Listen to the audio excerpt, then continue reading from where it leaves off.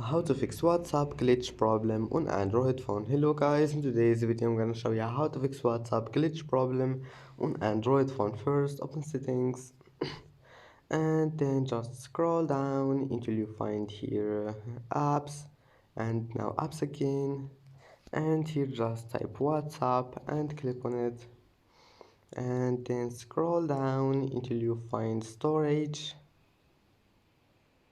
and now click clear cache,